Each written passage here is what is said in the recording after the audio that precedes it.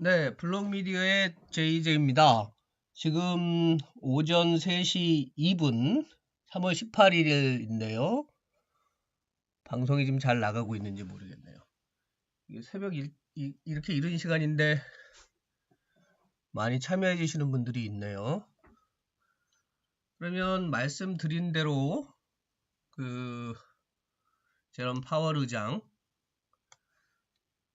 코멘트를 좀 들을 텐데요. 우선은 지난 1월 달에 벌써 성명서 내용이 일부 공개가 됐나요? 제가 좀 살펴보도록 할게요. 지금 보시는 화면은 지난 1월 달 기자회견 내용을 일단 조금 먼저 들어보실게요. Since last spring is due in part to federal stimulus payments and expanded unemployment benefits, which have provided essential support to many families and individuals. The recently enacted Coronavirus Response and Relief Act will provide additional support. Overall, economic activity remains below its level before the pandemic, and the path ahead remains highly uncertain. As with overall economic activity, the pace of improvement in the labor market has slowed in recent months. Employment fell by 140,000 in December, as continued gains in many industries were outweighed by significant losses in industries where the resurgence of the virus has weighed further on activity. In particular, the leisure and hospitality sector lost nearly 500,000 jobs, largely from restaurants and bars. The unemployment rate remained elevated at 6.7% in December, and participation in the labor market is notably below pre-pandemic levels. Although there has been much progress in the labor market since the spring, millions of Americans remain out of work. The economic downturn has not fallen equally on all Americans, and those least able to shoulder the burden have been the hardest hit. In particular, the high level of joblessness has been especially severe for lower-wage workers in the service sector and for African Americans and Hispanics. The economic dislocation has upended many lives and created great uncertainty about the future. The pandemic has also left a significant imprint on inflation. Following large declines in the spring, consumer prices picked up over the summer, but have leveled out more recently. For those sectors that have been most adversely affected by the pandemic, prices remain particularly soft. Overall, on a 12-month basis, inflation remains below our 2% longer-run objective. To underestimate the challenges we currently face, several developments point to an improved outlook for later this year. Sufficiently widespread vaccinations would enable us to put the pandemic behind us and return to more normal economic activities. In the meantime, continued observance of social distancing measures and wearing masks will help us reach that goal as soon as possible. Support from fiscal policy will help households and businesses weather the downturn, as well as limit lasting damage to the economy that could otherwise impede the recovery. In addition, as we have seen since last summer, the economy has proved more resilient than expected, in part reflecting the adaptability of households and businesses. Finally, monetary policy is playing a key role in supporting the 제 목소리는 어떤가요? 잘 들리시나요?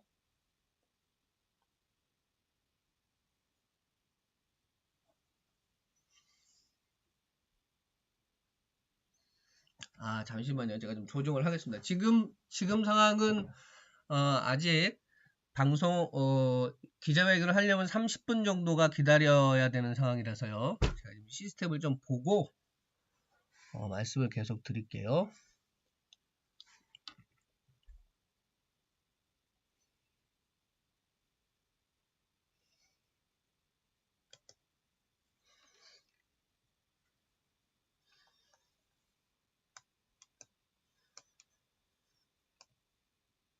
이게 모든 일이 처음 하다 보면 이렇게 잘 안 되는 경우가 있는데요.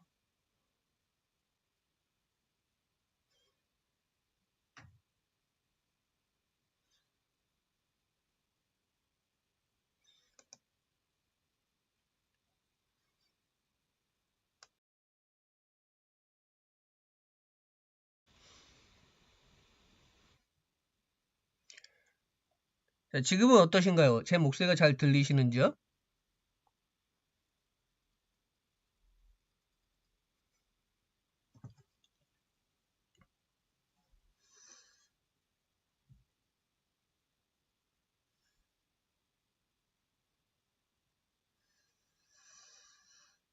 잠시만요.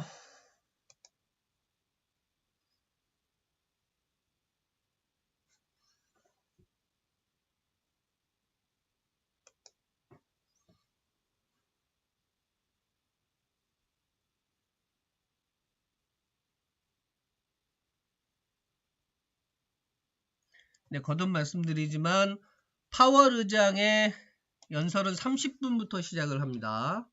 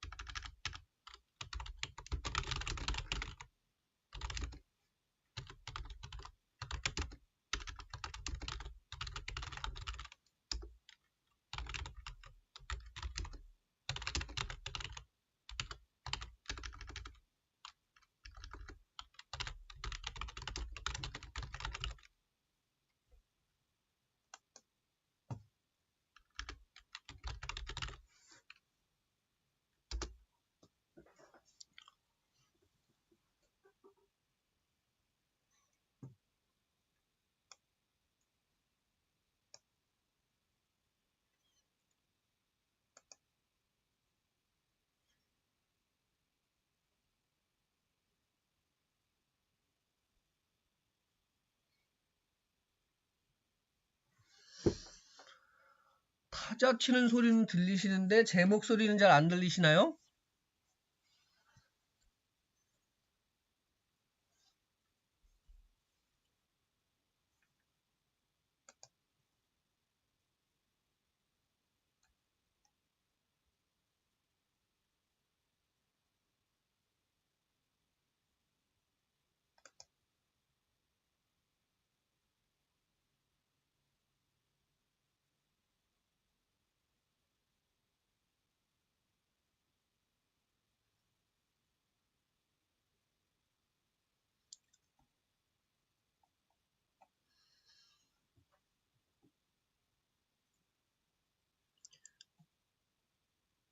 자, 지금도 제 목소리가 잘 안 들리시나요?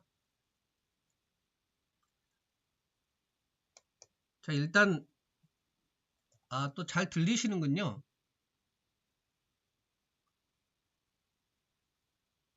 예, 지금은 영상이 지금 꺼져 있는 상태니까 제 목소리는 잘 들리나요? 좋습니다. 일단 그 파월 의장의 연설은 30분부터 시작을 합니다. 그래서 저희 뉴욕 특파원들이 보내오고 있는 그 속보를 지금 보고 계시는데요. 일단 미국의 성장률을 4.2에서 6.5%로 상향 조정을 했네요.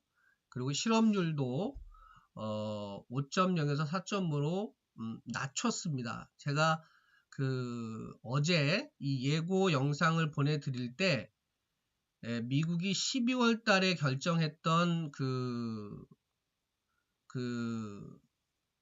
경제 전망들이 있다고 말씀드렸잖아요. 그 경제 전망을 좀 좋게 바꾸고 있는 거예요. 성장률 자체도 올렸고 또 실업률은 떨어뜨렸고 했으니까요. 그러니까 이거는 미국 경제가 굉장히 좋다고 생각을 하는 거니까 명분은 되는 거죠. 금리를 올릴 수 있다는. 그러나 기존 금리는 그대로 유지를 한 거예요. 예. 그러니까 지금처럼 제로 수준의 금리를 유지를 하는데 성장률이나 실업률은 좋은 방향으로 바꿔 놓은 거니까 어떻게 보면은 기회가 되면 금리를 인상할 수 있는 그런 여지를 둔 건데 어쨌든 지금 현재로서는 그 기준금리를 유지한 것으로 생각을 하시면 됩니다. 조금 있다가 한 20여 분 후에 파월 의장이 나와서 직접 이제 기자회견을 할 텐데 그때 이제 어떤 얘기를 하느냐가 중요하겠죠. 파월 영상이 나오는 상황에서 제 목소리가 들리는 부분은 조금 그때 봐서 이제 조정을 해 볼게요. 자, 지금 나오고 있는 뉴스들은 연준의 성명서 부분이니까 이것만 가지고는 뭐라고 판단할 수가 없고요. 파월 의장이 나왔을 때 기자들 질의응답도 하고 이러면서 그 상황을 봐야 되는 거죠. 지금 뭐 경제 전망 자체가 좋아지는 상황이니까 다우지수나 나스닥 지수는 상승을 할 건데 이따가 파월 의장이 어떤 코멘트를 하느냐가 제일 중요합니다. 이렇게 경제 상태가 좋으니까 금리를 올릴 수 있다는 뉘앙스로 얘기를 하면은 다우나 나스닥 또 다시 한번 또 움직임을 받을 수가 있는 거니까 지금만 가지고는 뭐라고 얘기를 할 수가 없습니다. 예. 지금 이제 3보가 나왔는데 내년에 금리 인상을 4명, 1명은 2회 인상. 이게 아까 말씀드렸던 점도표거든요. 이렇게 되면은 과거의 금리 인상 상태하고 지금하고 상황이 바뀐 거예요. 제가 지난번 페드의 입장을 보여드릴게요. 이게 12월 말 기준에 그 연준의 입장을 정리한 건데 12월 말 기준으로 보면 요 부분이거든요. 그러니까 내년에 금리를 인상한다라고 하는 게 과거에는 1명이었어요. 1명이었는데 그 의견이 이런 식으로 바뀐 거예요. 4명이나 내년에 금리를 인상해야 한다라고 지금 얘기를 했다는 겁니다. 그러니까 금리 인상 부분이 조금 더 힘을 받고 있는 거예요. 다우하고 나스닥이 지금 상승 중인가요? 제가 지금 다른 모니터를 좀 보고 말씀을 좀 드릴게요. 금리 인상 전망이 금리를 인상해야겠다는 의견이 지금 지배적이라면 다우하고 나스닥 지수 쪽의 반응이 좀 다르게 나올 겁니다. 제가 지금 다른 화면으로 상태를 보고 있는데요. 큰 변화는 없어 보입니다만 제가 보기에는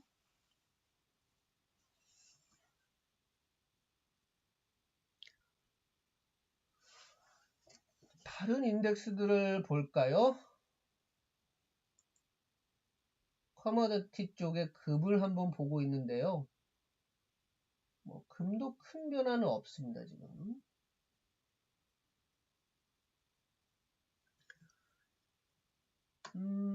거듭 말씀드리지만 파월 의장의 연설은 3시 30분부터 시작을 합니다.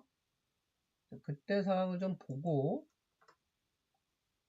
파월 의장이 어떻게 얘기를 하느냐가 중요한데 지금 나와 있는 걸로만 보면 이 문제의 점도표로만 보면 12월보다는 더 훨씬 많은 의원들 12월에는 내년에 금리 인상이 1명밖에 없었거든요. 근데 지금은 내년에 금리 인상이 4명이나 그 FOMC에 그 4명이나 되는 사람들이 내년에 금리를 인상해야겠다.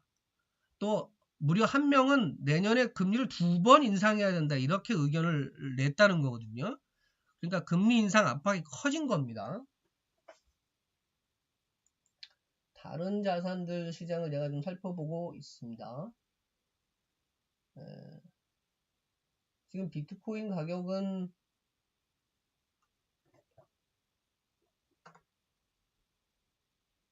상승 무드를 보이고는 있는데요. 이걸 지금 단계에서는 뭐라고 얘기를 하기가 어렵겠네요. 일단 파월 의장의 연설을 직접 듣는 게 먼저인 것 같아요. 그러면 잠깐 지난번 말씀드렸듯이 이 점도표에 대한 부분을 다시 한번 말씀을 좀 드려볼게요. 2020년 12월 기준으로 했을 때에 이 점 찍힌 거에 중요한 거잖아요. 지금 보면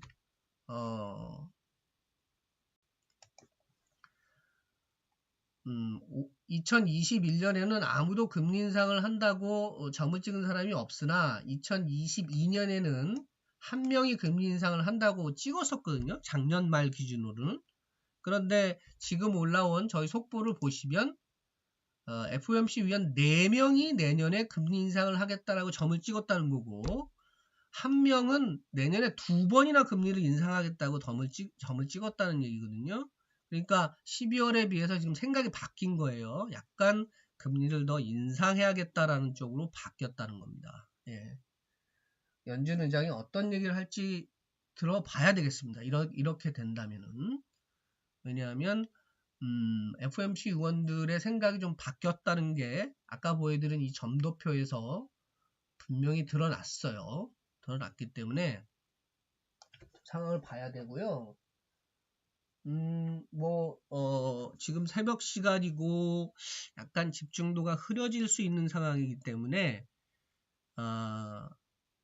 이 뉴스라든가 이런 코멘트에 좀 민감하실 수 있어요. 그런 걸 감안하셔가지고 같이 고민을 하시면서 상황을 지켜보시는 게 좋을 것 같습니다. 지금 제가 보는 차트상으로는 비트코인의 경우에는 이제 약간 상승 흐름을 타고는 있는데 그게 그렇게 강력한 것으로 보여지지는 않네요. 제가 다른 인덱스를 계속 살펴보면서 가고 있는데요.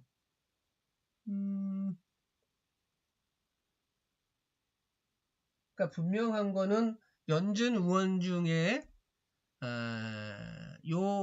내년에 2번 인상을 해야 된다라고 하는 분은 아마 12월 달에도 금리를 인상해야 한다고 주장했던 분이겠죠. 근데 이제 그 사람은 한 번 더 올려야 된다로 생각을 좀 더 강하게 나온 거고, 그 다음에 4명은 새로 금리를 올려야 한다. 이렇게 얘기를 하고 있습니다. 이따가 파월 의장이 나왔을 때에 제 소리가 들리고 이런 부분은 제가 좀 기술적으로 조정을 해 볼게요. 금리는 말씀드렸듯이 기존 금리 상태를 유지를 하는 거이긴 한데요. 그거를 이제 문제는 그게 아니라 향후에 어떻게 할 거냐잖아요. 그게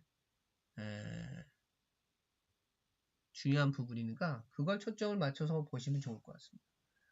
조금 기다려 보시죠. 연준의 예상되는 이게 이제 연준 홈페이지를 제가 보여드리고 있는 건데요.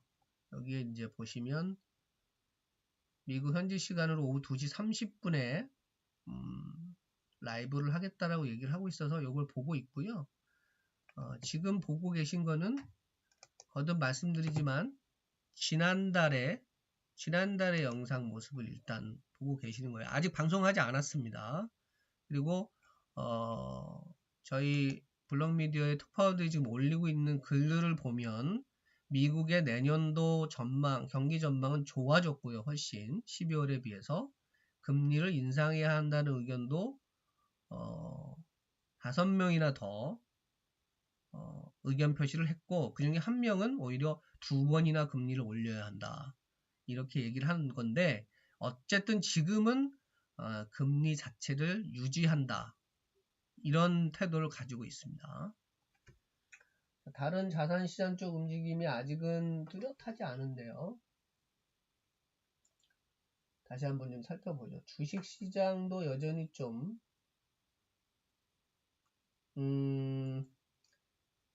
지금 이제 미국은 현지 시간 오후 2시 정도니까요. 10분 후면은 파월 의장이 연설을 하게 될 텐데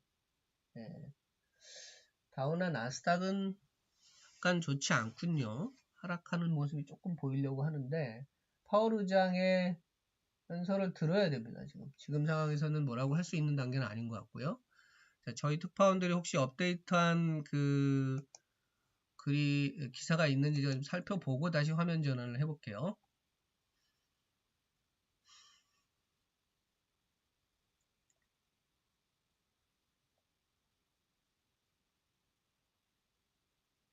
자, 제가 지금 방금 말씀드린 것 같은 게 또 사보가 떴는데요. 여기 보시는 것처럼 기준금리는 동결을 했어요. 동결을 했는데 점도편상에서 금리를 올려야 한다라고 하는 전망은 대폭 앞당겨져 버린 상태입니다.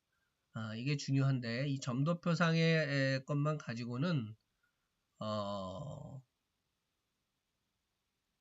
지금 금리 동결보다도 향후에 어떻게 할 거냐가 제일 중요하잖아요. 근데 향후에 이 부분에서 금리 인상에 대한 전망이 강해졌다고 볼 수 있어서 이거를 파월 의장이 나왔을 때 지금까지 파월 의장의 스탠스는 뭐였냐면 금리가 상승하는 것 물가가 상승하는 거에 대해서 좀 지켜보겠다, 인내를 가지고 지켜보겠다 이런 얘기를 해왔는데 FOMC의 위원들 중에 많은 5명이나 내년에 금리를 인상해야겠다라는 쪽에 점도표를 찍었기 때문에 파월 의장의 생각이 중요합니다. 어떤 속도로 이걸 처리할 것이냐 이거에 대한 고민을 해야 되는 거니까요.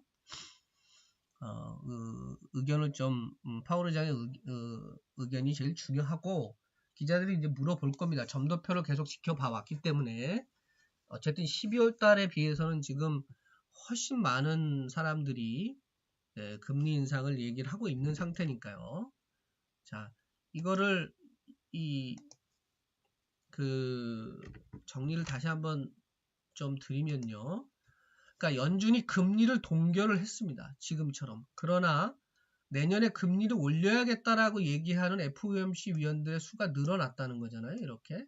그러면 지금은 금리가 제로 수준을 유지하는 걸로 돼 있으나 이후에도 이럴 것이냐가 제일 관건인데 여기에 대한 우려가 커질 수 있어서 이거를 파월 의장이 직접 기자회견장에서 어떤 식으로 해석을 할 건지를 지켜보는 게 중요한 상황이 됐습니다. 다른 자산시장 쪽 움직임을 좀 살펴보고 화면을 다시 좀 전환을 해볼게요. 연준 쪽에서는 아직 프레스 컨퍼런스 장면이 작동을 하고 있지 않습니다. 다른 인덱스들을 좀 보고 있는데요. 시장은 좀 정중동의 모습을 보여주고 있는 것 같습니다. 비트코인 쪽 움직임이나 이런 것들을 제가 좀 살펴보고 있는데요.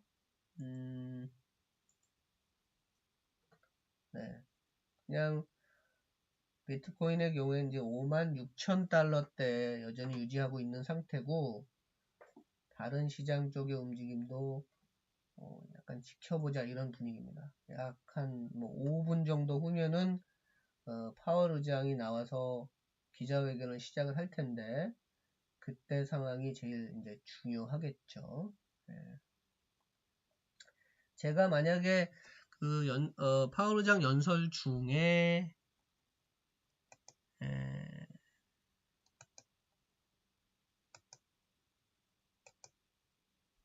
어떤 마이크나 이런 문제가 있으면 제가 자막으로 중요한 코멘트들은 말씀을 드릴게요. 이런 걸 보면서 얘기를 하시죠. 비트 관련 얘기가 오늘 나올 것이냐? 아마 기자 중에 누군가가 질문을 할 가능성은 있어 보입니다. 그런데 답하지 않을 거예요. 답을 한다면 오히려 엄청난 뉴스가 될 텐데 특별한 자산의 가격에 대해서 연준 의장이 얘기를 한 적이 없습니다. 그게 중요한 거고요. 제가 지난달 연준 의장 연설을 좀 들어보니까 기자들이 지난 1월 달에는 공매도 문제, 게임스탑 관련해서 첫 질문이 나왔었거든요. 그런데 파월 의장이 그거에 대해서 얘기 안 했습니다. 어떤 특정한 시장에 대해서는 내가 얘기할 수 없다. 난 통화정책을 하는 사람이기 때문에 그걸 얘기를 할 수 없다고 얘기를 해서 넘어갔고요. 그런데도 죄송합니다. 그런데도 이제 기자들이 계속 게임스탑 문제를 얘기하고 금리가 너무 낮아서 자산 버블이 생기는 거 아니냐 이런 얘기를 하니까 파월 의장이 어쨌든 통화정책으로 그걸 해결할 수 있는 건 아니고 우리가 다른 여러 정책이 있다. 감독 권한도 있고 이런 다른 정책 수단들이 있기 때문에 꼭 통화정책만 그런 자산 버블을 건드리는 게 아니다 이렇게 얘기를 하거든요. 그래서 이제 비트코인에 대해서 누가 질문을 하더라도 아마 답은 안 할 거고 그거 외에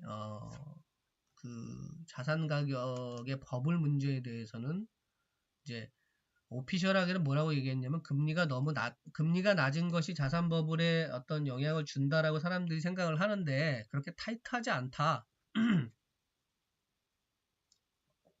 그런 얘기를 합니다. 그러니까 비트코인에 대해서 얘기가 나와도 파월 의장이 얘기를 하지는 않을 거예요. 그거는 뭐 모두 마찬가지입니다. 주식 수준이나 이런 거에 대해서도 얘기를 하질 않을 거예요. 네. 자, 그 사이에 또 우리 특파원들이 새롭게 올린 기사가 있는지 좀 살펴볼게요.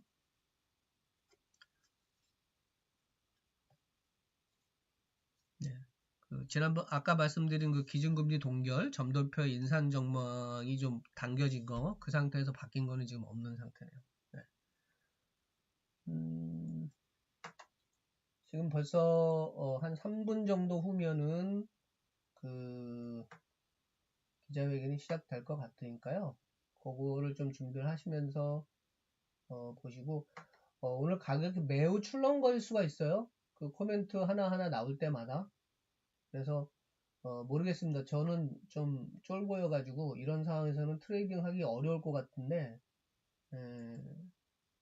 일단 저는 파월 의장의 얘기를 좀 듣고 포지션을 잡더라도 잡아야겠다는 생각을 하고 있는데 뭐 이런 그 변동성 장세를 즐기실 수 있는 분도 있는 거니까 그거에 맞춰서 대응을 하시면 되겠죠. 각자의 생각이 제일 좀 중요하다고 봅니다. 근데 이제 이런 변동성이 심할 때에 글쎄 그걸 매매를 해가지고 어느 정도 수익을 올릴 수 있을까? 그런 거에 대한 생각은 좀 있어요.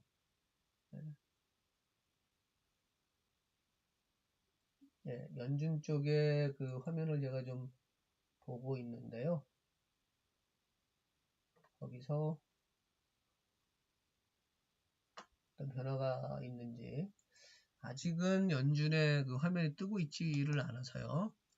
제가 지난번에 월스트리트저널 라이브 때도 엉뚱한 곳에 가가지고 하느라고 저기였는데 지금 또 목소리가 잘 안 들리시나요?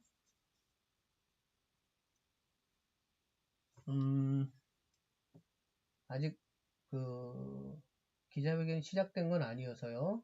좀 보고 네. 좀 더 기다려 보시죠. 잠깐만 한 1, 2분 후면은 시작을 할 것 같습니다. 네. 여하튼 거듭 말씀드리지만 파월 의장이 이 기자들하고 질의응답을 하면서 어떤 코멘트를 내느냐 그게 중요합니다. 그걸 살펴보시죠. 자, 연준 홈페이지의 라이브 영상 부분을 제가 다시 점검 중인데 아직은 지금 영상이 바뀌었습니다.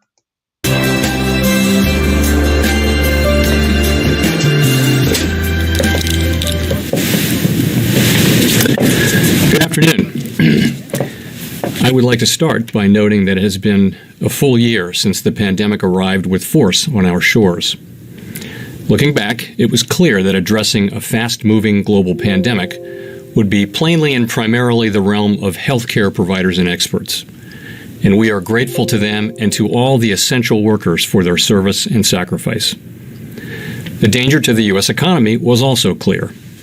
Congress provided by far the fastest and largest response to any post-war economic downturn, offering fiscal support for households, businesses, healthcare providers, and state and local governments.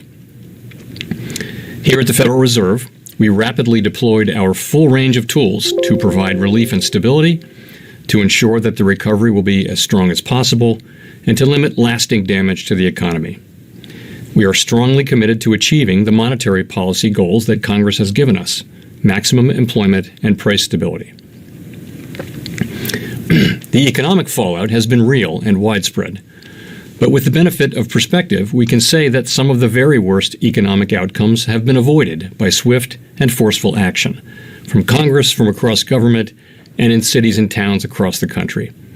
More people held on to their jobs, more businesses kept their doors open, and more incomes were saved as a result of these swift and forceful policy actions. And while we welcome these positive developments, no one should be complacent. At the Fed, we will continue to provide the economy the support that it needs for as long as it takes. Today, the FOMC kept interest rates near zero and maintained our sizable asset purchases. These measures, along with our strong guidance on interest rates and on our balance sheet, will ensure that monetary policy will continue to deliver powerful support to the economy until the recovery is complete. The path of the economy continues to depend significantly on the course of the virus and the measures undertaken to control its spread. Since January, the number of new cases, hospitalizations, and deaths has fallen, and ongoing vaccinations offer hope for a return to more normal conditions later this year. In the meantime, continued observance of social distancing measures and wearing masks will help us reach that goal as soon as possible. The economic recovery remains uneven and far from complete, and the path ahead remains uncertain. Following the moderation in the pace of the recovery that began toward the end of last year, indicators of economic activity and employment have turned up recently, although the sectors of the economy most adversely affected by the resurgence of the virus and by greater social distancing remain weak. Household spending on goods has risen notably so far this year. In contrast, household spending on services remains low, especially in services that typically require people to gather closely, including travel and hospitality. The housing sector has more than fully recovered from the downturn, while business investment and manufacturing production have also picked up. The overall recovery in economic activity since last spring is due importantly to unprecedented fiscal and monetary policy actions, which have provided essential support to households, businesses, and communities. The recovery has progressed more quickly than generally expected, and forecasts from FOMC participants for economic growth this year have been revised up notably since our December summary of economic projections. In commenting on the stronger outlook, participants noted progress on vaccinations as well as recent fiscal policy. As with overall economic activity, conditions in the labor market have turned up recently. Employment rose by 379,000 in February, as the leisure and hospitality sector recouped about two-thirds of the jobs that were lost in December and January. Nonetheless, employment in this sector is more than 3 million below its level at the onset of the pandemic. For the economy as a whole, employment is 9.5 million below its pre-pandemic level. The unemployment rate remains elevated at 6.2% in February. This figure understates the shortfall in employment, particularly as participation in the labor market remains notably below pre-pandemic levels. Looking ahead, FOMC participants project the unemployment rate to continue to decline. The median projection is 4.5% at the end of this year and moves down to 3.5% by the end of 2023. The economic downturn has not fallen equally on all Americans, and those least able to shoulder the burden have been the hardest hit. In particular, the high level of joblessness has been especially severe for lower-wage workers in the service sector and for African Americans and Hispanics. The economic dislocation has upended many lives and created great uncertainty about the future. Overall inflation remains below our 2% longer-run objective. Over the next few months, 12-month measures of inflation will move up as the very low readings from March and April of last year fall out of the calculation. Beyond these base effects, we could also see upward pressure on prices if spending rebounds quickly as the economy continues to reopen, particularly if supply bottlenecks limit how quickly production can respond in the near term. However, these one-time increases in prices are likely to have only transient effects on inflation. The median inflation projection of FOMC participants is 2.4% this year and declines to 2% next year before moving back up by the end of 2023. The Fed's response to this crisis has been guided by our mandate to promote maximum employment and stable prices for the American people, along with our responsibilities to promote the stability of the financial system. As we say in our statement on longer-run goals and monetary policy strategy, we view maximum employment as a broad-based and inclusive goal. Our ability to achieve maximum employment in the years ahead depends importantly on having longer-term inflation expectations well anchored at 2%. As the committee reiterated in today's policy statement, with inflation running persistently below 2%, we will aim to achieve inflation moderately above 2% for some time, so that inflation averages 2% over time and longer-term inflation expectations remain well anchored at 2%. We expect to maintain an accommodative stance of monetary policy until these employment and inflation outcomes are achieved. With regard to interest rates, we continue to expect it will be appropriate to maintain the current 0 to 1/4% target range for the federal funds rate until labor market conditions have reached levels consistent with the committee's assessment of maximum employment, and inflation has risen to 2% and is on track to moderately exceed 2% for some time. I would note that a transitory rise in inflation above 2%, as seems likely to occur this year, would not meet this standard. In addition, we will continue to increase our holdings of Treasury securities by at least $80 billion per month and of agency mortgage-backed securities by at least $40 billion per month until substantial further progress has been made toward our maximum employment and price stability goals. The increase in our balance sheet since last March has materially eased financial conditions and is providing substantial support to the economy. The economy is a long way from our employment and inflation goals, and it is likely to take some time for substantial further progress to be achieved. Our forward guidance for the federal funds rate, along with our balance sheet guidance, will ensure that the stance of monetary policy remains highly accommodative as the recovery progresses. Our guidance is outcome-based and ties the path of the federal funds rate and the balance sheet to progress toward reaching our employment and inflation goals. Overall, our interest rate and balance sheet tools are providing powerful support to the economy and will continue to do so. To conclude, we understand that our actions affect communities, families, and businesses across the country. Everything we do is in service to our public mission.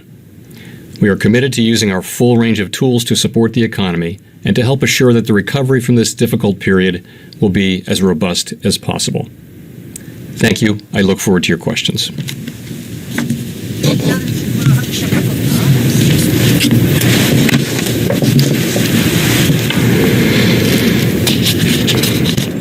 Howard from Reuters. Hi, Chair Powell, and thanks for that. So could you talk us through how the forecasts for 2021 map into the substantial further progress definition? 2.4% inflation, I understand that's considered transitory. That still seems like some progress there. 4.5% unemployment. Is it time to start talking about tapering yet? Not yet. As you pointed out, we've said that we would continue asset purchases at this pace until we see substantial further progress. And that's actual progress, not forecast progress. And that's a difference from our past approach. And what we mean by that is pretty straightforward. It is we'll want to see that the labor market conditions have moved, have made substantial progress toward maximum employment, and inflation has made substantial progress toward the 2% goal. That's what we're going to want to see. Now, that obviously includes an element of judgment. And when we see, we'll be carefully looking ahead. We also understand that we will want to provide as much advance notice of any potential taper as possible. So when we see that we're on track, when we see actual data coming in that suggests that we're on track to perhaps achieve substantial further progress, then we'll say so. And we'll say so well in advance of any decision to actually taper.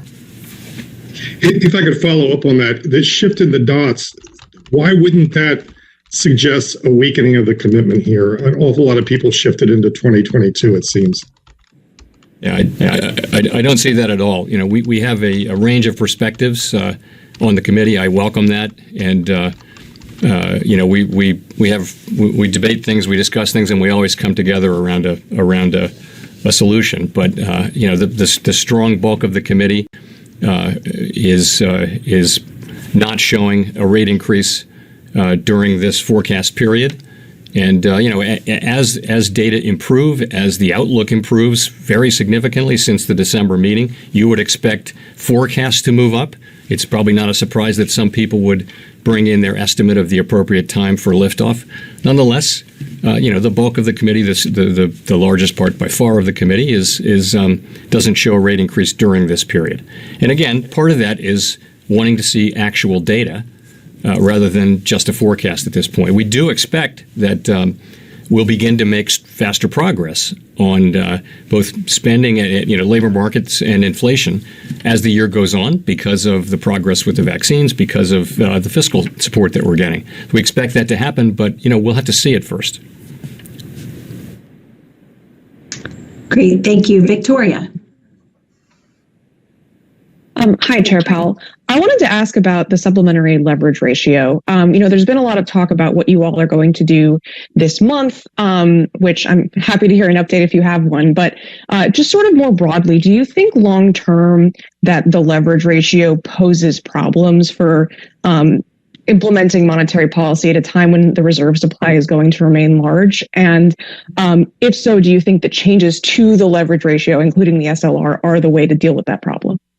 Victoria, we'll have something to announce on that in coming days, and I'm not going to expound upon your questions. Why don't you ask another question if you'd like to, because that one I'm just going to say that we're something in coming days.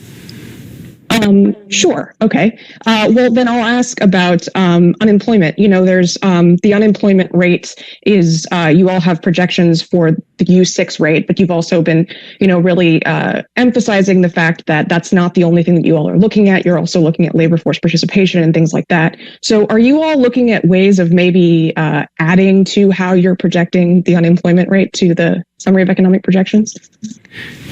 Well, let me say, as we say in our statement on longer run goals and monetary policy strategy, we look to a range of indicators on labor market. We never only looked at the unemployment rate, which is the only indicator of labor market outcomes that's in the SEP.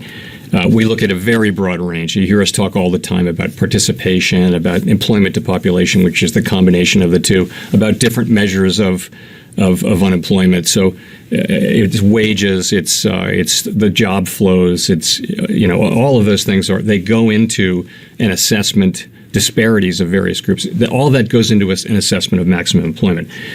The trying to incorporate all of that into the summary of economic projections would not be practical. Obviously the thing that we do include is just the unemployment rate, and that's a very insufficient statistic. So it doesn't include a lot of other things that we do look at. And I wouldn't want to say that we're looking to include the other dozen things that we look at into the SEP, but from time to time we do look at adding different things. But I would just say the SEP it's a summary. It's one device. It's not going to include all of the things that we look at. I think the things that we look at. We talk about them all the time. So we're not actually looking actively at significantly broadening those indicators in the SEP right now. Thank you. Chris Rugaber, Associated Press. Thank you. Chair Powell, I wanted to ask about the forecast overall. You're forecasting a very low unemployment rate next year, and in 2023, you have inflation, or the Fed overall is in the SEP forecasting inflation at or above 2% by 2023. Yet no rate hike in any of this forecast horizon. So is this telling us that you see a higher inflation rate than what's projected, or do you not? As you've been talking about, is the unemployment rate insufficient, or what is this telling us about the Fed's reaction function? That it seems you're meeting the Fed's dual mandate by 2023, yet again, no rate hike expected. So I guess the first thing to say is that the SEP is not a committee forecast. It's not something we sit around and debate and discuss and approve and say this represents our reaction function as a committee. It's a compilation of projections from different people, and since we don't debate it or discuss it, it would be hard for me to say exactly why each participant did what they were going to do. So all I would say about this is that we've laid out what I think is very clear guidance on liftoff. And it's really three things: labor market conditions that are consistent with our estimates of maximum employment.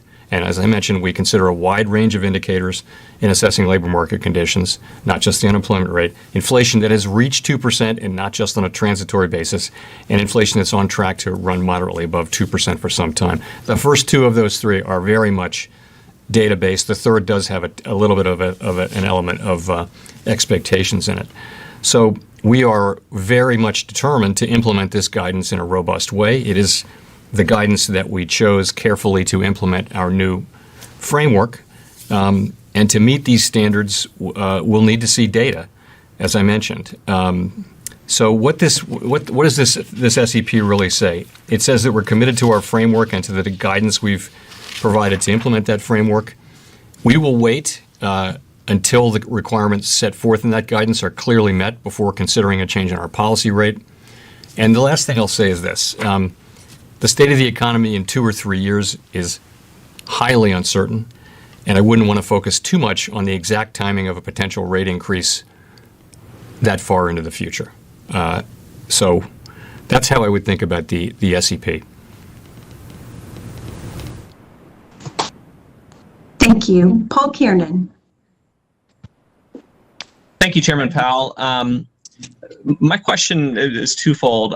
One, how high are you comfortable letting inflation rise? There is some ambiguity in your new target, as you mentioned, expectations driven. And do you think that ambiguity might cause markets to price in a lower tolerance for inflation than the Fed actually has, thereby causing financial conditions to tighten prematurely? Is that a concern? Thanks. So we've said we'd like to see inflation run moderately above 2% for some time. And we've resisted, basically, generally, the temptation to try to quantify that. Part of that just is talking about inflation is one thing. Actually having inflation run above 2% is the real thing. So over the years we've talked about 2% inflation as a goal, but we haven't achieved it. So I would say we'd like to, perform. That's what we'd really like to do, is to get inflation moderately above 2%. I don't want to be too specific about what that means because I think it's hard to do that. And we haven't done it yet. When we're actually above 2%, we can do that.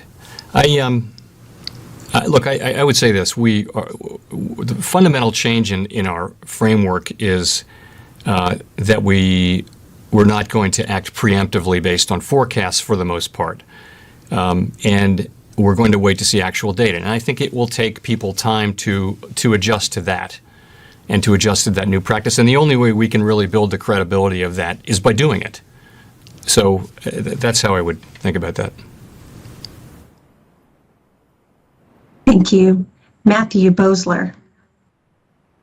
Hi, Chair Powell. This is Matthew Bosler with Bloomberg News. So there's a widespread presumption at this point that the U.S. will reach herd immunity sometime this year. And all along, you've said that the path of the economy is going to be determined by the course of the virus.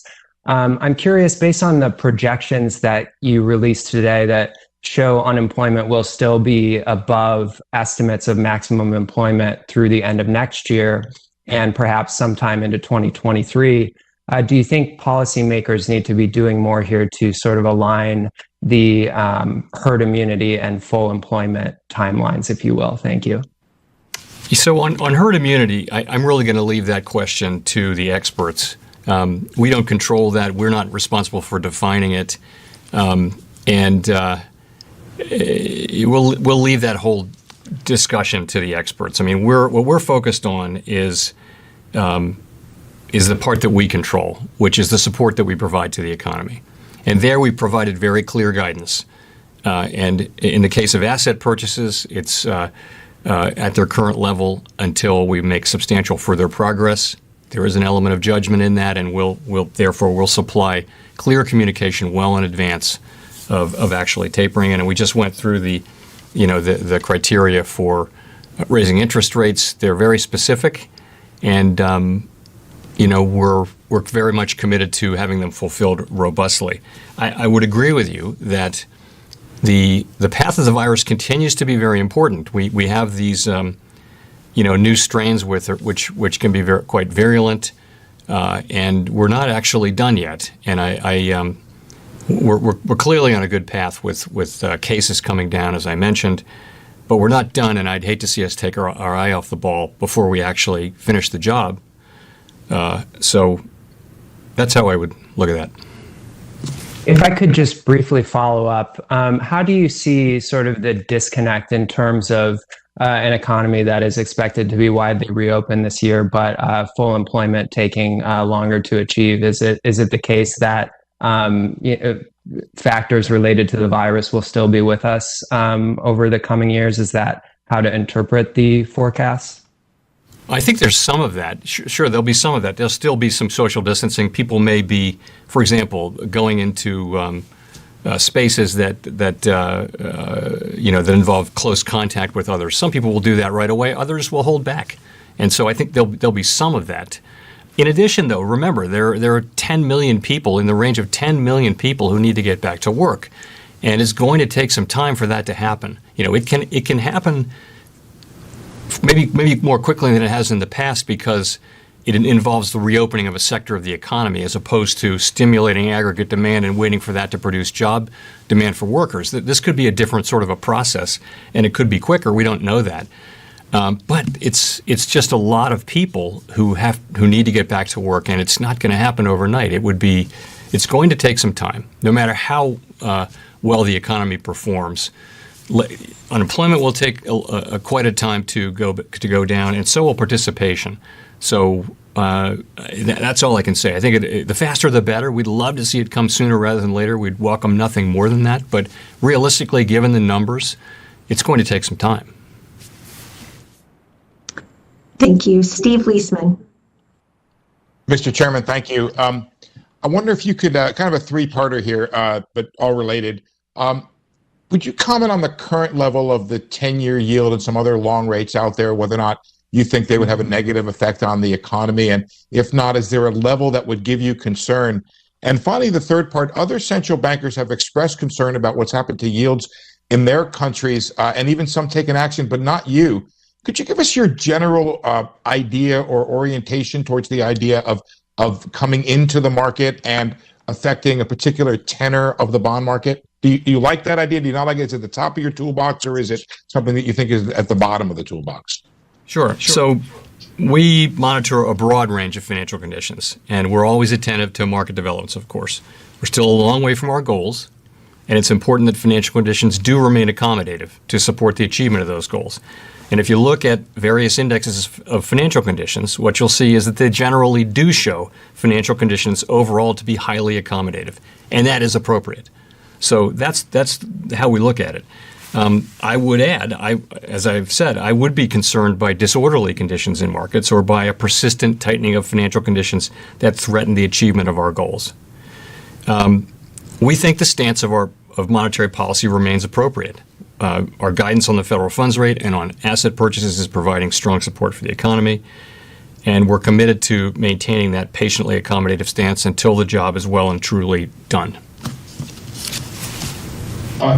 Could you give us an idea of how you sort of feel about that tool of being able to come into a particular part of the market and either doing an operation twist or something like that? Is that something you feel to be the top of your toolbox, or something that you don't really prefer? The tools we have are the tools we have. What I'm telling you is that the stance of monetary policy we have today, we believe is appropriate. We think that our asset purchases in their current form, which is to say, across the curve, $80 billion in treasuries, $40 billion in mortgage-backed securities on net. We think that that's the right place for our asset purchases. Now, we can change them, of course, in a number of different dimensions, should we deem that that's appropriate. But for now, we think that our policy stance on that is appropriate. Thank you. Rachel Siegel. Hi, Chair Powell. Thanks very much for taking my question. You've spoken about the pandemic's disproportionate toll on Black Americans, Hispanic Americans, Asian Americans, and other groups in the labor market. And I'm curious if you can speak to specific indicators that the Fed will be using to measure job gains for groups that have persistently higher rates of unemployment compared to white Americans.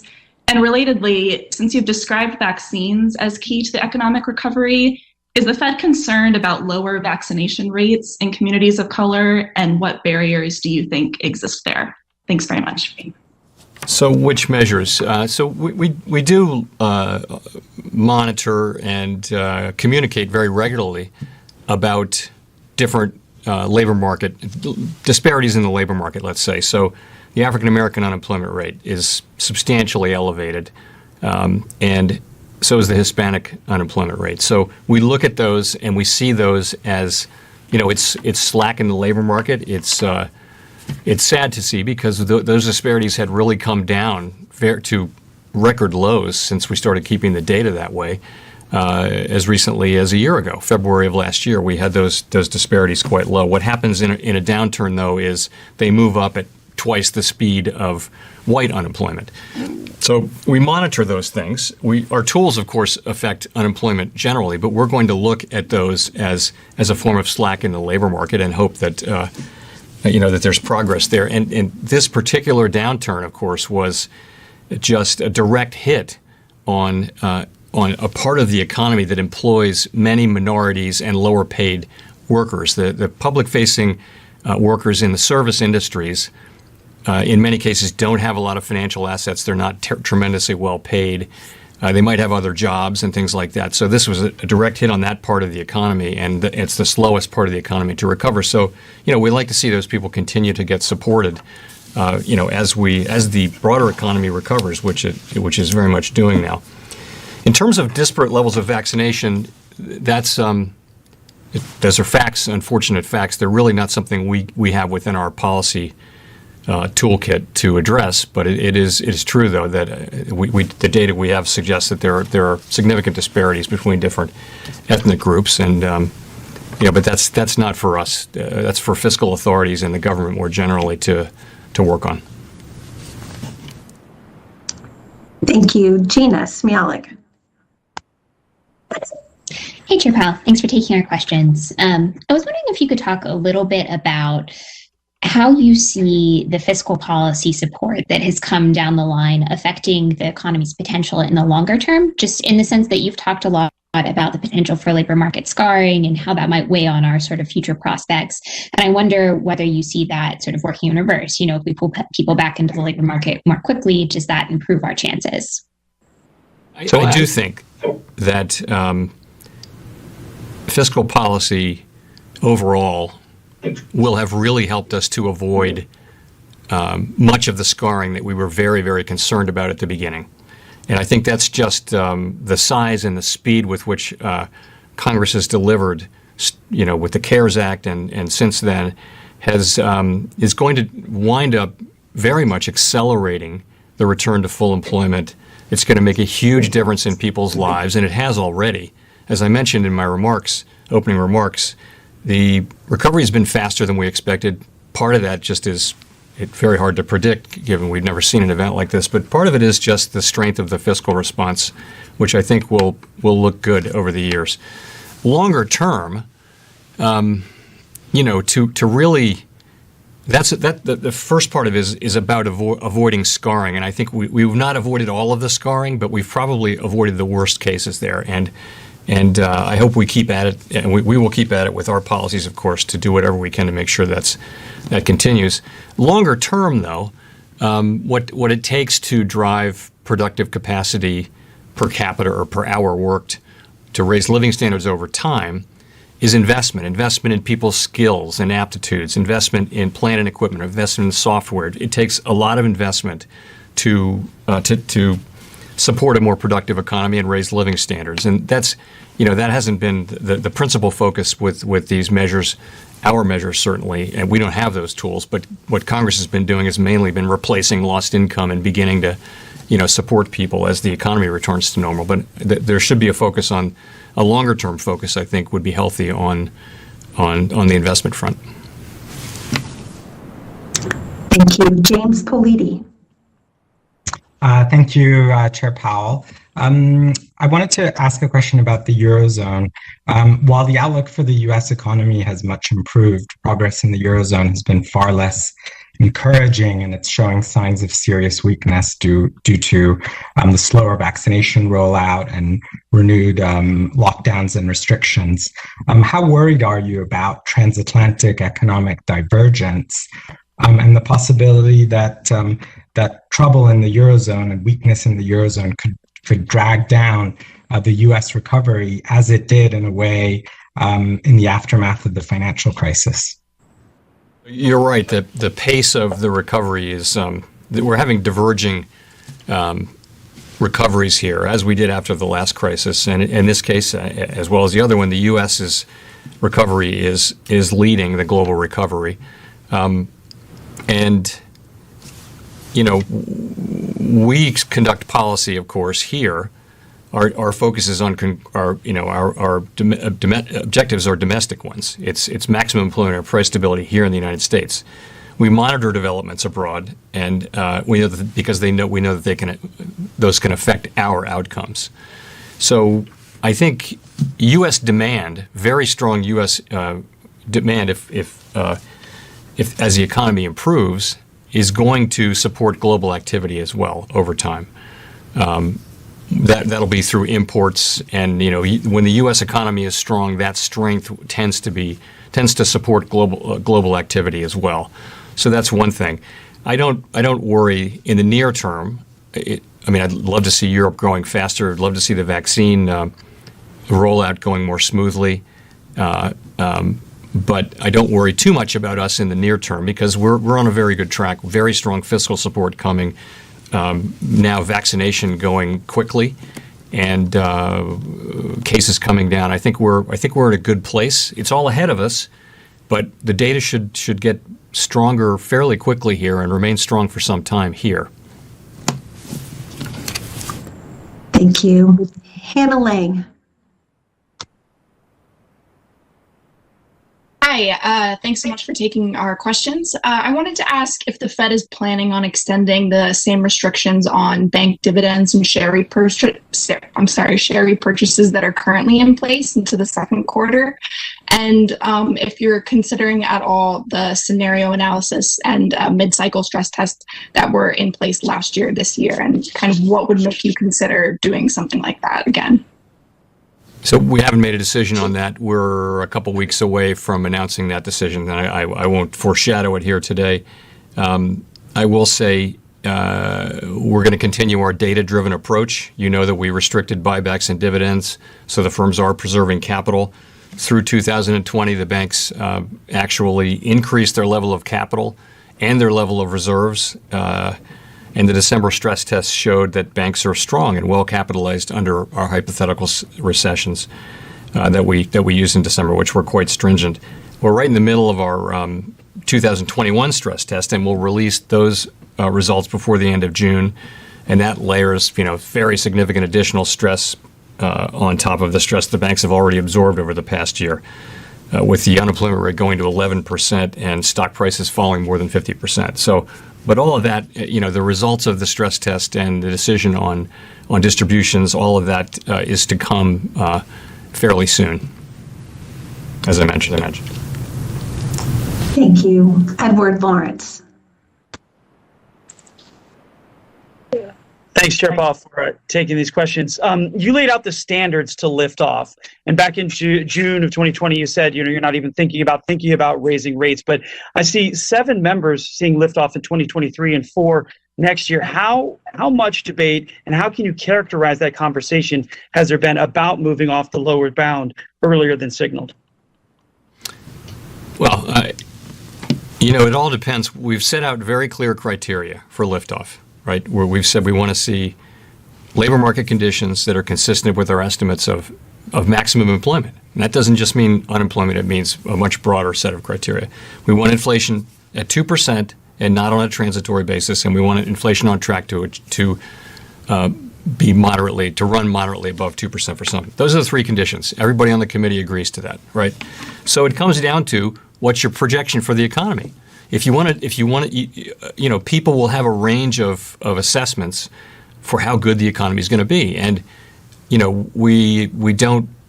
I would say that we're in a relatively highly uncertain situation. If you look at the uncertainty, people on the committee broadly say that uncertainty about the forecast is very high compared to the normal level. We haven't come out of a pandemic before. We haven't had this kind of fiscal support before, totaling it all up. So you're going to have different perspectives from committee participants about how fast growth will be, how fast the labor market will heal, how fast inflation will move up, and those things are going to dictate where people write down an estimate of liftoff. Of course, this isn't a decision to lift off now. We make that decision then, but it's an estimate based on assumptions about growth, and it's meant to be a tool to generally show the public how our objective function works, how we think about the future. It isn't meant to actually pin down a time when we might or might not lift off.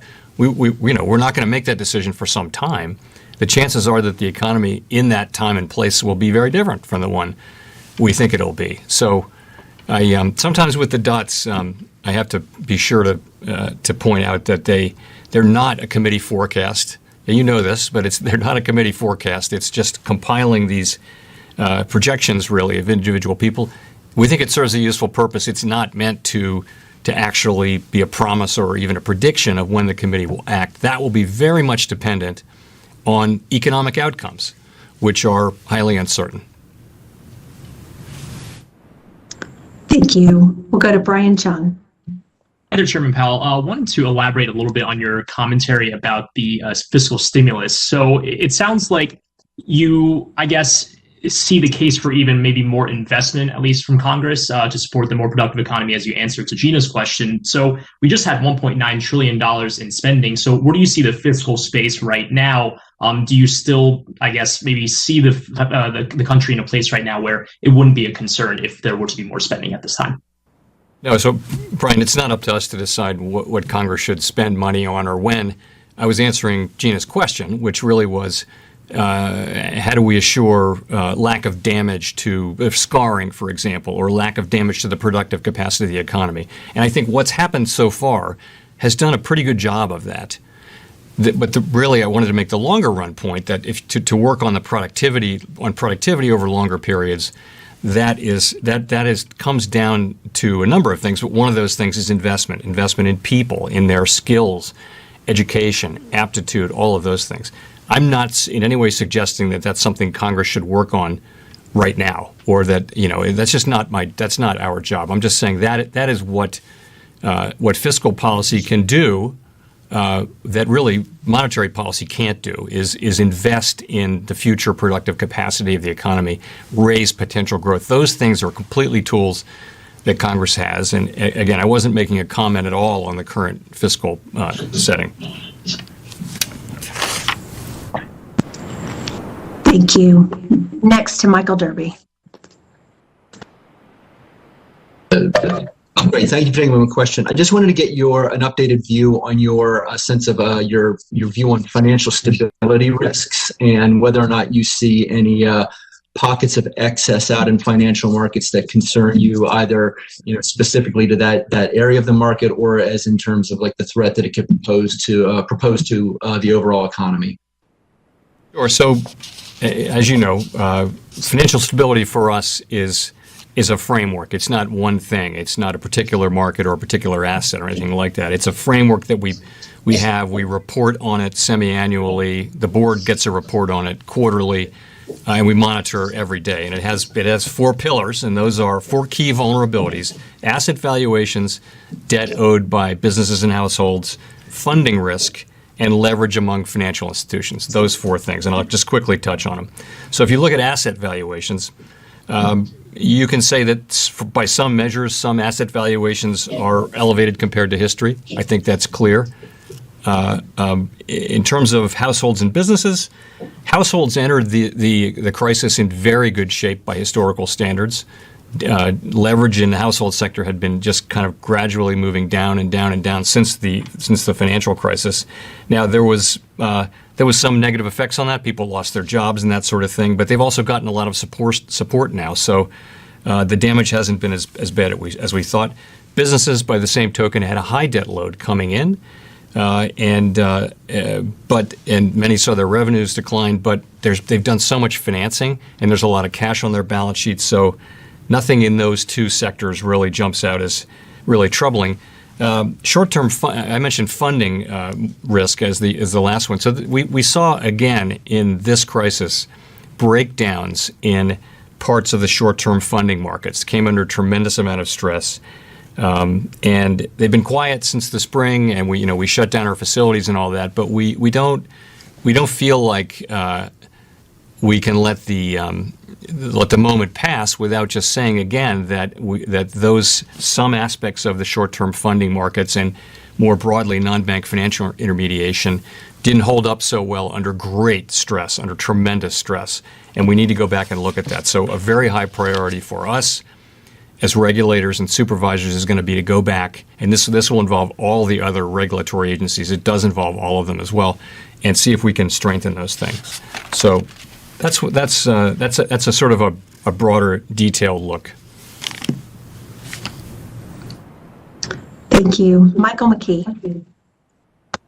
Mr. Chairman, can you help me understand something about the SEP and your forecasts? The inflation that you're talking about for this year, say, is transitory. Then by 2023, you're back down to 2.1%. There's no forecast for a rate increase for 2023. If you get to 3.5% unemployment, but inflation's only at 2 or 2.1%, are you willing to leave rates at zero going forward from there, or roughly zero going forward from there? In other words, could we be in a Japan-like situation where rates just stay low because inflation does? Well, again, I wouldn't read too much into the March 2021 SEP dot plot. Remember what it is. It's a compilation of individual projections by individual members. They're all making different assessments. They have different forecasts, economic forecasts. Some have more optimistic ones, some less optimistic. And also remember that the SEP doesn't actually include all the things that go into maximum employment, right? It only includes unemployment. So I would just say we've set out clear guidance. The message from the SEP that I would like to leave with people is we set out clear guidance. I mentioned what it was. It's inflation it's labor market conditions consistent with our estimates of maximum employment, and that's not just unemployment, it's all the other indicators, but overall totaling up to maximum employment. It's inflation at 2% and not on a transient basis, and inflation on track to exceed 2% for moderately for some time. Those are the criteria. We're committed to robustly implementing that guidance, and that's what this says. That's really all it says. We're going to wait until those requirements are met. And again, the state of the economy in 2 or 3 years is highly uncertain, and I wouldn't want to focus too much on the exact timing of a potential rate increase that far into the future. If I could follow up, I'm just wondering, before 2019, shall we say, you were focused on the problems with having interest rates too low. Now, are you saying we're willing to live with it until we reach these goals, even if you reach your goal on maximum employment? So what I would say is we're committed to giving the economy the support that it needs to return as quickly as possible to a state of maximum employment and price stability. And, to the extent having rates low and support for monetary policy broadly, to the extent that raises other questions, we think it's absolutely essential to maintain the strength and stability of the broader financial system, and to carefully monitor financial stability questions, if that's what you're getting at. We do that. We monitor them very carefully. I would point out that over the long expansion, longest in U.S. history, 10 years and 8 months, rates were very low they were at zero for 7 years, and then never got above 2.4% roughly. During that, we didn't see actually excess buildup of debt. We didn't see asset prices form into bubbles that would threaten the progress of the economy. We didn't see we didn't see a housing bubble. The things that have tended to really hurt an economy and have in recent history hurt the U.S. We didn't see them build up despite very low rates. Part of that just is that you're in a low rate environment. You're in a much lower rate environment, and the connection between low rates and the kind of financial instability issues is just not as tight as people think it is. That's not to say we ignore it. We don't ignore it. We watch it very carefully, and we think there is a connection. I would say there is, but it's not quite so clear. We actually monitor financial conditions very, very broadly and carefully, and we didn't do that before the global financial crisis 12 years ago. Now we do, and we've also, put a lot of time and effort into strengthening the large financial institutions that form the core of our financial system are much stronger, much more resilient. That's true of the banks. I think it's true of the CCPs. We want it to be true of other non-bank financial intermediation markets and institutions. So I think that's monetary policy should be, to me, provide for achieving our macroeconomic aims. Financial regulatory policy and supervision should be for strengthening the financial system so that it is strong and robust and can withstand the kinds of things that it couldn't, frankly. And we learned that in 2008, 9, 10. This time around, the regulated part of the financial system held up very well. We found some other areas that need strengthening, and that's what we're working on now. Thank you.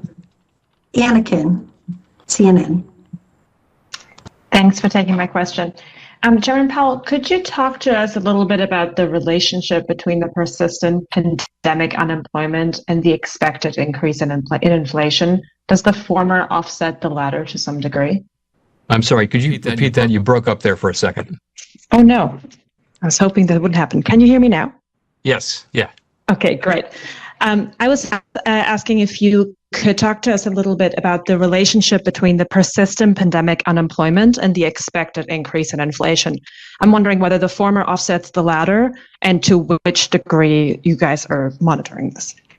You're asking about the relationship between unemployment and inflation? Is that the question? Yes, exactly. Okay. They offset each other, the persistent pandemic unemployment. Yeah, I think I'm hearing you correctly. So I would say a couple things. There was a time when there was a tight connection between unemployment and inflation. That time is long gone. We had extremely low unemployment not extremely low. We had low unemployment in 2018 and 19 and the beginning of 20 without having troubling inflation at all.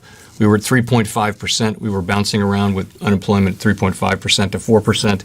And it wasn't just unemployment. Participation was high. Wages were moving up. It was a very healthy thing. And we didn't see price inflation move up. There is a relationship between wage inflation and unemployment.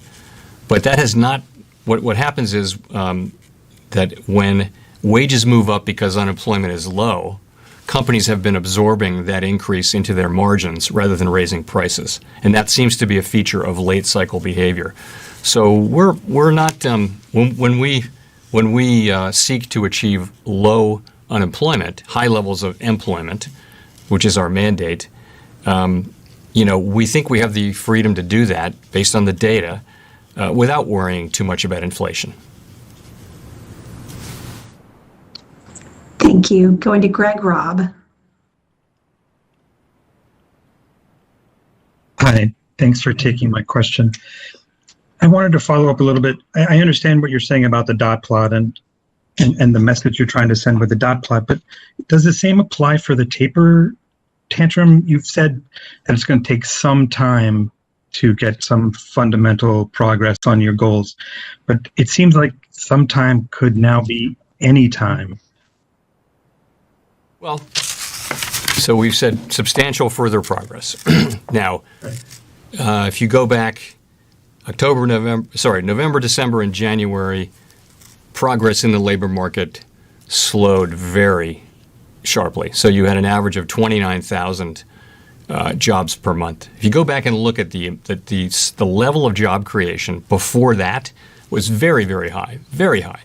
So we weren't making any progress on the labor market from November through January. February, we saw a nice pickup, a good jobs report, 379,465 private sector. So that's good. It can go so much higher, though, and it would be nice to really make faster progress. That's different from substantial progress. We'd like to see it be higher than that, and I think it will be. That's the expectation. Is you'll see now, I think, really strong job creation return. Not as high as it was in the very early days of the recovery, the reopening of the economy, but nonetheless very strong. Okay, so what I'm saying is, to achieve substantial progress from where we are, having had 3 months of very little progress, it's going to take some time. And we don't want to get into, I don't want to get into trying to put a pin on the calendar someplace, because it's going to be data dependent. When we see ourselves on track to make substantial further progress, we're going to say so. We understand fully that test is one that involves judgment. If you remember, during the global financial crisis recovery, we said quantitative easing number 3 was, the test was a substantial improvement in the outlook for the labor market. Well, what does that mean? Well, it means a substantial improvement in the outlook for the labor market. It meant we would communicate when we thought we had that. This is just like that, in a way. What we're saying is substantial further progress toward our goals. We'll tell people when we think, until we give us a signal, you can assume we're not there yet. And as we approach it, well in advance, we will give a signal that yes, we're on a path to possibly achieve that, to consider tapering. So that's how we're planning to handle it. It's not different really from QE3, and I think what we've learned from the experience of these last dozen years is to communicate very carefully, very clearly, well in advance, and then follow through with your communications. In this case, it's an outcome-based set of guidance, as our rate guidance is, and it's going to depend on the progress of the economy. That's why it's not appropriate to start pointing at dates yet. Thank you. Thank you. Don Lee, LA Times. Hi, Chair Powell. As you know, households are sitting on a lot of excess savings, and I wonder if, combined with that, you have an unleashing of pent-up demand. How much do you think that would affect inflation, and would you expect that to be transitory? We and everyone who's forecasting these, what we're all doing is we are looking at the amount of savings. We're looking at, we have reasonably good data on that, and we're looking at the government transfers that'll be made as part of the various laws, and we're trying to make an assessment on what will be the tendency of people to spend that money, the marginal propensity to consume. And from that, you can develop an estimate of the impact on spending, on growth, on hiring, and ultimately on inflation. So that's what we're all doing. And we have, we can look at history and we can make estimates, and those are all very transparent and public, and you can compare one to the other. And of course, we've all done that. And I think we've made very conservative assumptions and sensible mainstream assumptions at each step of that process. And what it comes down to is what I said before, which is there very likely will be a step up in inflation as March and April of last year drop out of the 12-month window because they were very low inflation numbers. That'll be a fairly significant pop in inflation. It'll wear off quickly, though, because just the way the numbers are calculated. Past that, as the economy reopens, people will start spending more, and that you can only go out to dinner once per night, but a lot of people can go out to dinner, and so and they're not doing that now. They're not going to restaurants, not going to theaters. That part of the economy, and travel and hotels, that part of the economy is really not functioning at full capacity. But as that happens, people can start to spend. It's also wouldn't be surprising and you're seeing this now, particularly in the goods economy, there'll be bottlenecks. They won't be able to service all of the demand, maybe for a period. So those things could lead to, and we've modeled that. Other people have too. And what we see is relatively modest increases in inflation. So, but those are not permanent things. What'll happen is the supply side. The supply side in the United States is very dynamic. People start businesses. They reopen restaurants. The airlines will be flying again. All of those things will happen, and so it'll turn out to be a one-time sort of bulge in prices, but it won't change inflation going forward, because inflation expectations are strongly anchored around 2%. We know that inflation dynamics do evolve over time. There was a time when inflation went up, it would stay up. And that time is not now. That hasn't been the case for some decades, and we think we won't suddenly change to another regime. These things tend to change over time, and they tend to change when the central bank doesn't understand that having inflation expectations anchored at 2% is the key to it all. Having them anchored at 2% is what gives us the ability to push hard when the economy is really weak. If we saw inflation expectations moving materially above 2%, of course, we would conduct policy in a way that would make sure that that didn't happen. We're committed to having inflation expectations anchored at 2%, not materially above or below 2%. So that's, I think if you look at the savings, look at all of that, model it, that's kind of what comes out of our assessment. There are different possibilities. I think it's a relatively unusual, very unusual situation to have all these savings and this amount of fiscal support and monetary policy support. Nonetheless, that is our most likely case. And as the data come in and the economy performs, we'll of course adjust. Our outcome-based guidance will immediately adapt, we think, to meet whatever the actual path of the economy is. Thank you. We'll go to Scott Horsley for the last question. Thanks, Chairman Powell. My question is about those supply chain bottlenecks, especially on the goods side. Are they getting better or are they getting worse? We saw they were sort of a drag on the industrial production numbers that came out yesterday.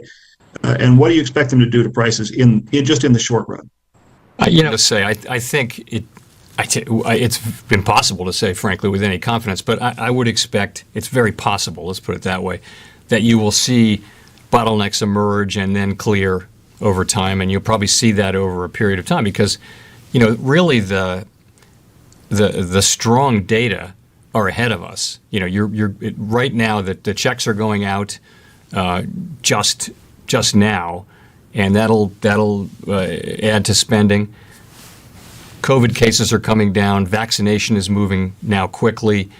The really strong economic data is coming. It should be coming, assuming we stay on this track. And that's when you'll really know where the bottlenecks are.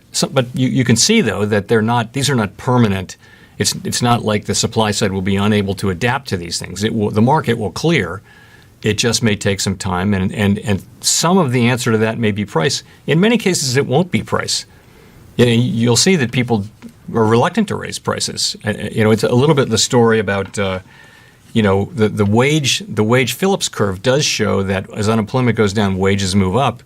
But companies choose not to try to pass that price increase along to their customers. So you'll see a lot of that here too, I think. Anyway, we'll see. But that's my basic sense. Thank you very much. Thank you.